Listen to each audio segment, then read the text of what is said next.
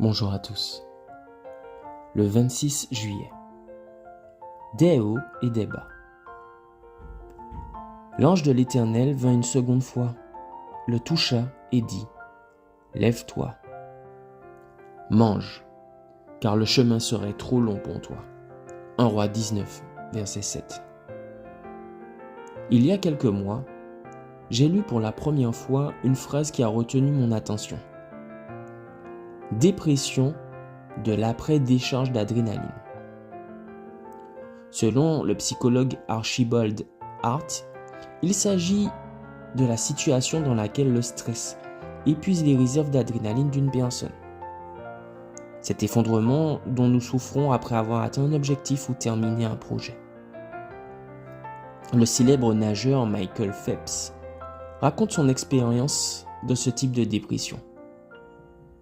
Après les Jeux Olympiques de 2012, au cours desquels il a remporté 4 médailles d'or et 2 médailles d'argent, il est resté dans sa chambre, ne voulant pas manger et dormant à peine, et a envisagé l'idée de se suicider. En cas de situation similaire, que pouvons-nous faire ? Tu seras peut-être surpris d'apprendre que la réponse se trouve dans la Bible. Après une journée difficile sur le mont Carmel, Élie souffrit de dépression de l'après-décharge d'adrénaline. Lorsqu'il apprit que la reine voulait le tuer, le prophète qui la veille avait fait descendre le feu du ciel s'enfuit dans le désert. Il s'assit sous un genêt et demanda la mort en disant : C'en est trop.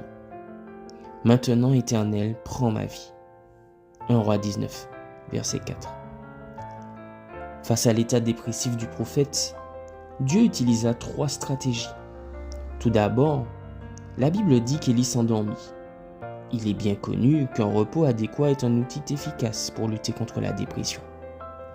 Le sommeil améliore la mémoire et la concentration, réduit le stress et l'anxiété, améliore la régulation de l'humeur et des émotions, entre autres avantages. Deuxièmement, Dieu nourrit le prophète. Le Seigneur sait que ce que nous mangeons affecte directement la structure et le fonctionnement de notre cerveau. En fin de compte, notre humeur. Enfin, dans la grotte, Élie affirma : Je suis resté moi seul. 1 Roi 19, verset 10 et verset 14. Ce qui implique que son véritable problème était la solitude. Dieu l'assura donc qu'il n'était pas seul, mais qu'il faisait partie d'un groupe de 7000 fidèles. Voir 1 Roi 19, verset 18.